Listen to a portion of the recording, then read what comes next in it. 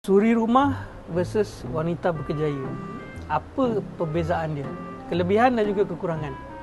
Saya dua-dua saya pernah rasa. Dulu pernah rasa? Ya, mula-mula lepas habis study saya kerja 13 tahun. Lepas tu saya diarahkan berhenti.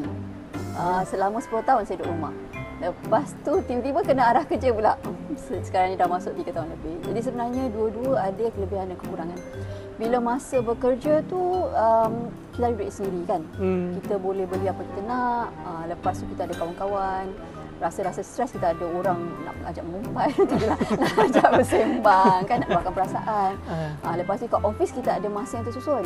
Waktu makan kita dah fix kan, waktu rehat kita dah fix. So kita tak adalah macam terlebih kerja. Kalau kat rumah ni tak. Pandai-pandailah. Ada masa kadang tak sempat makan, tahu-tahu dah petang. Sebab nak uruskan anak, uruskan rumah kan. Macam saya dulu 3 orang anak. Pagi saya kira masa saya hantar anak tu 9 kali saya ulang alik keluar balik rumah. Pagi hantar orang ni sekolah agama, lepas tu tengah hari ambil orang sekolah agama tu hantar pula yang sekolah petang kan. Lepas tu nanti hantar pula yang sekolah petang ambil. So 9 kali saya kira ulang alik, memang letih. Lepas tu rumah sentiasa bersepah lah, duduk rumah, anak kat rumah kan. So sebenarnya dia ada dia punya kelebihan dan kekurangan dia. As a suri rumah dan juga wanita berkejaya.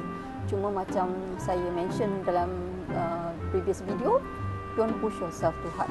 Kena sayangi diri juga. Kalau kita rasa tak larat, that's it. Biarlah rumah tu tunggang terbalik pun. Saya close house, every year saya close house.